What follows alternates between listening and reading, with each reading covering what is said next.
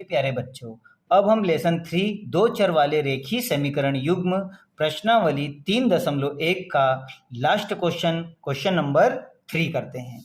इस question number 3 में इन्होंने मुझे क्या कहा है, पहले हम क्वेश्चन को पढ़ लेते हैं, इसे अच्छी तरह समझ लेते हैं और इसके बाद में हम इसकी इक्वेशन तैयार करेंगे और इसे बीजीय गणितीय तथा ज्यामितीय रूप में हमें जिस तरह से हमने पिछले दोनों सवाल किए थे वैसे ही मुझे इसे दोनों रूप में दर्शाना है।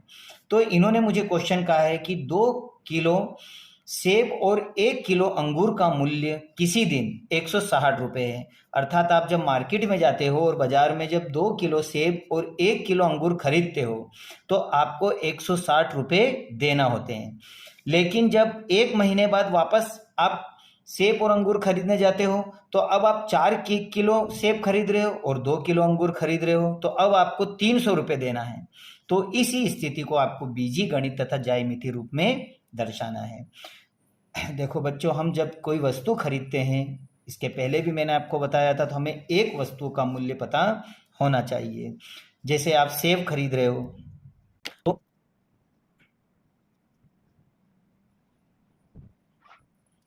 जैसे हम मान लें कि ये हमारे पास सेब है और ये अंगूर है। अब मुझे 2 किलो सेब खरीदना है, तो 2 किलो सेब से पहले मुझे 1 किलो सेब का मूल्य पता होना चाहिए। तो मैं मान लेता हूं कि 1 केजी सेब का मूल्य x रुपये है और 1 केजी अंगूर का मूल्य y रुपये है। अब अगर मैं 2 किलो सेब और 1 किलो अंगूर खरीदता हूं तो 1 किलो सेब का मूल्य x रुपये, तो 2 किलो सेब का मूल्य 2x रुपये और 1 किलो अंगूर का मूल्य तो मुझे मालूम है y रुपये है। जब दोनों खरीदता हूं तो मुझे कितने रुपए देने पड़ रहे हैं? 160। ये इक्वेशन 1 हो गई आपकी, बहुत आसान है। उसी तरह से 1 महीने बाद जब आप वापस सेब और अंगूर खरीदने जाते हो तो अब आप कितने किलो सेब खरीद रहे हो? 4 किलो। तो 1 किलो सेब का मूल्य आपको पता है x रुपये है, ये x रुपये और ये y रुपये। तो अगर आपका सेब x रुपये किलो है और 4 किलो खरीद रहे हैं तो आपको 4x रुपये देने होंगे। और वहीं पर y रुपये किलो आपका अंगूर है तो और आप 2 किलो खरीद रहे हो तो आपको 2y रुपये इनको देना है और इस तरह से आप इसे टोटल रुपये 300 रुपये आप इसे अदा कर रहे हो। तो ये समीकरण नंबर 2 बन गई। तो इस तरह से चित्र के द्वारा भी हमने समीकरण 1 और 2 कैसे बनाई वो सीख लिए। अब यहाँ पर हम इसे विस्तार से करते हैं। तो हम मान लेते हैं कि 1 किलो सेब की कीमत x रुपये और 1 किलो अंगूर की कीमत y रुपये है।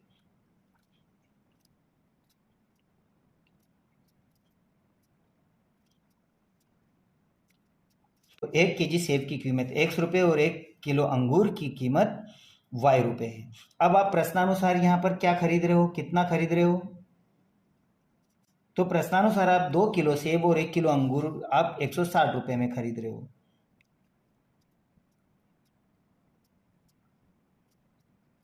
तो 2 किलो सेब और 1 किलो अंगूर की कीमत 160 रुपये है।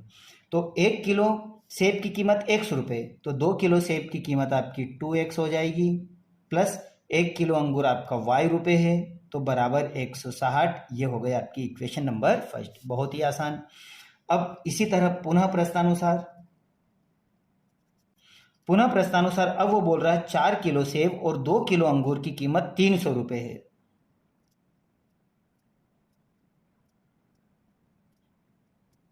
अब 1 किलो सेब की कीमत x रुपये है तो आपके पास में 4 किलो सेब की कीमत 4x हो जाएगी। ठीक उसी तरह 1 किलो अंगूर की कीमत y रुपये है तो 2 किलो की आपकी 2y हो जाएगी और टोटल रुपये आप दे रहे हो 300। अब यहाँ पर इन दोनों में से देखो 2 कॉमन निकल रहा है और 2 इसे डिवाइड भी हो रहा है, तो हमारी इक्वेशन को ईजी करने के लिए हम यहाँ से 2 को कॉमन ले लेते हैं। तो 2 दूनी 4 प्लस 2 कॉमन निकल गया इसलिए y बराबर 300। इसका भाग लगा दो इसमें, तो इस तरह से आपके पास होगा 2x प्लस वाई बराबर, ये मल्टीप्लाई हो रहा है तो यहाँ इक्वल के इधर ये भाग लगा लेगा, दोनों को काट दीजिए। तो 2x प्लस वाई बराबर आपके पास में हो जाएगा 2 एकम 2 और 2 पंजे 10, 1500। ये हो गई समीकरण नंबर 2। तो इस तरह से बीजीय गणित के तौर पर मैंने इक्वेशन 1 और 2 बना दी है। इस इक्वेशन 1 और 2 को अब मुझे ज्यामितीय रूप अर्थात ग्राफिक्स रूप में कन्वर्ट करना है, लेकिन ग्राफिक्स रूप में कन्वर्ट से करने से पहले मुझे समीकरण 1 और 2 दोनों से ही मुझे एक्स वाई के बिंदु निकालने होंगे और उन बिंदुओं को फिर ग्राफ के ऊपर दर्शाना होगा। तो आइए अब हम समीकरण 1 और 2 के बिंदु निकालते हैं। तो आइए बच्चों, जो समीकरण हमने 1 और 2 बनाई थी वो मैंने यहाँ पर लिख दी है। अब इन समीकरणों से हमें किस तरह से इसके बिंदु निकालना है वो हम देख लेते हैं। इसके पूर्व के वीडियो में मैंने बताया था कि जैसे इक्वेशन आप एक लोगे तो इक्वेशन 1 आपके पास में है 2x + y = 160। उसके पहले हमने y के पक्षांतरण किए थे। फिर मैं यही कहूँगा कि जिसके पास कोफिशिएंट नहीं है, अभी यहाँ पर एक कोफिशिएंट है, तो इसीलिए हम इसको यहीं रेन देंगे और 2x का पक्षांतरण कर देंगे, जिससे मेरे मान आसानी से इसके बिंदु निकल जाए।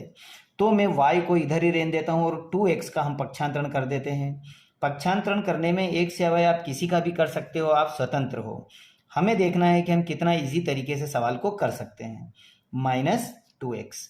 अब यहाँ x के मान हम कंटिन्यू मानते चले जाएंगे और जो भी इसका आंसर आएगा वो y की जगह लिखते चले जाएंगे।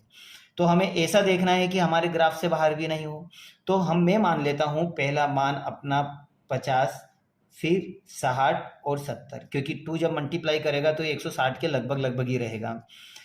तो यहाँ पर अपन पहला मान जब रखते हैं तो y बराबर 160 - 2 मल्टीप्लाई, अब x के पे मैं रख देता हूँ 50, तो इस तरह से मेरे पास आएगा 160 माइनस 5 5 5 दूनी 10। और ये दोनों जब आपस में सॉल्व होंगे तो कितना होगा, इन दोनों को जब हम घटाएंगे तो हमारे पास में आएगा 60। 160 में से 100 घटेगा तो 60, तो ये आंसर आ गया हमारा है 60। इसी तरह अब दूसरे नंबर पे देखें तो y बराबर 160 - 2 मल्टीप्लाई, अब जिस तरह से हमने यहाँ y x की जगह पे 50 रखा था, वैसे ही अब x का मान तुमने क्या माना है आप, तो उसी तरह x का मान आप लोगों ने क्या माना है 60, तो यहाँ आप 60 रख दो। तो ये हो जाएगा हमारे पास 160 - 6 6 6 दूनी 12, और ये दोनों जब आपस में घटेंगे तो आपके पास में आएगा 40।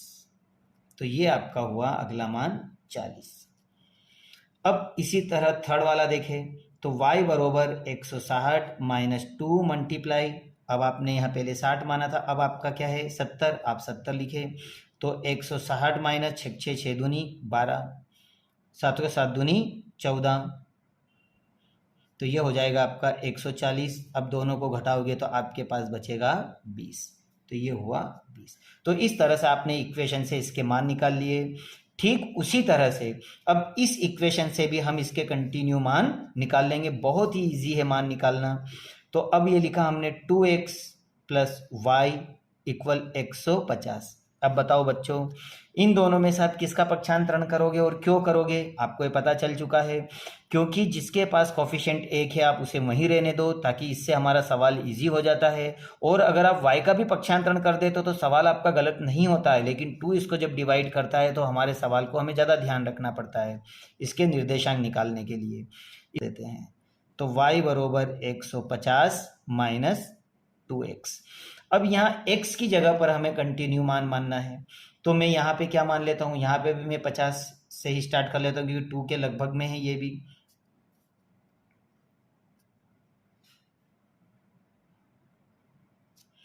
तो मैं यहाँ मान लेता हूँ 50, 60 और 70, इसमें भी मैं यही मान लेता हूँ। अब देखो हमारे पास क्या आता है, y बराबर 150 - 2 मल्टीप्लाई x का मान 50, तो इस तरह से 150 माइनस 5 5 5 दूनी 10 अर्थात 100, और इन दोनों को आपस में घटाओगे तो आपके पास बचेगा 50। तो पहला मान आपका आया 50। अब उसी तरह जब दूसरा मान निकालोगे तो y बराबर 150 - 2 मल्टीप्लाई, अब x की जगह पे आप क्या लिखोगे 60 लिखोगे। तो इस तरह से 150 और 6 6 6 दूनी 12, और इन दोनों को आपस में घटाओगे तो आपके पास बचेगा 30। 150 में से 120 गया तो आपके पास बचेगा 30। थर्ड वाला मान देखें तो y बराबर 150 माइनस 2 मल्टीप्लाई, अब 60 की जगह आप क्या लिखोगे, x का मान आपने क्या माना है 70, तो आप 70 लिख दोगे। तो इस तरह से आपके पास बचेगा 150 माइनस 7 7 7 दूनी 14, और इन दोनों को घटाओगे तो आपके पास में आएगा 10। तो इस तरह से आपने बहुत ही आसानी से ज्यामितीय रूप आपने इसके बिंदु निकाल लिए हैं। अब इन बिंदुओं को आपको ग्राफ के ऊपर दर्शाना है, इससे ग्राफ बनाना है। तो आइए अब हम बनाते हैं इस क्वेश्चन का ग्राफ। तो आइए बच्चों, जो हमने बिंदु निकाले थे वो बिंदु मैंने ग्राफ पर अंकित कर दिए हैं। अब इन बिंदुओं से देखकर मैं ग्राफ को खींच लेता हूं। तो सबसे पहले मैं ग्राफ बना लेता हूं।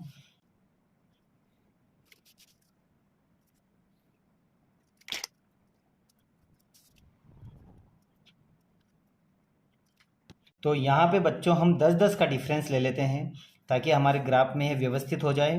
तो हम 10-10 के डिफरेंस से लिखते हैं यहाँ पर।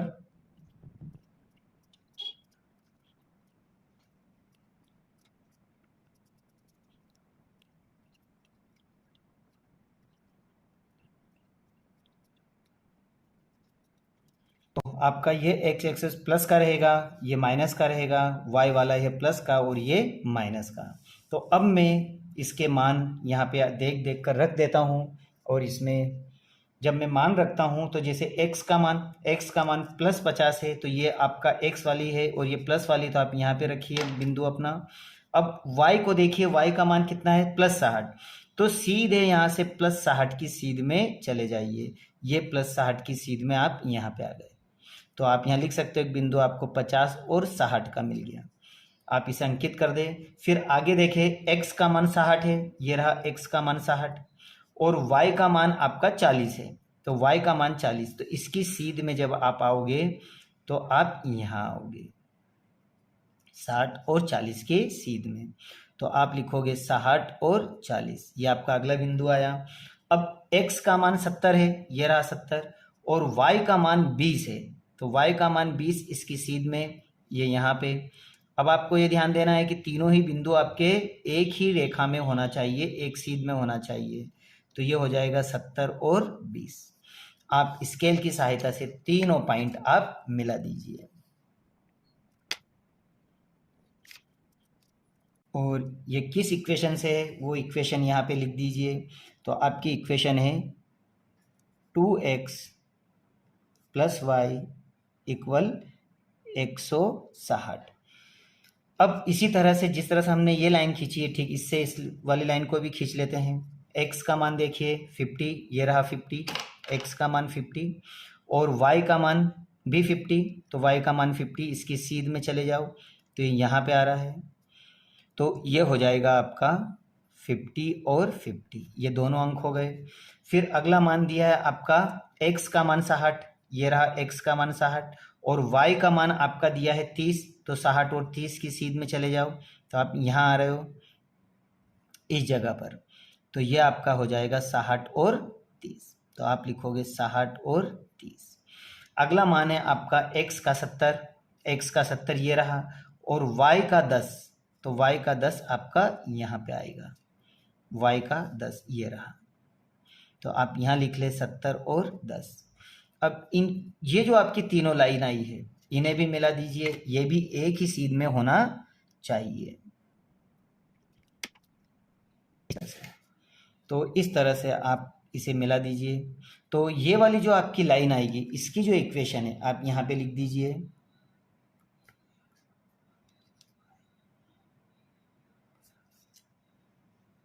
150। तो इस तरह से ये आपका ग्राफ रेडी हो जाएगा। आप इसे अच्छी तरह से कर लें, इसे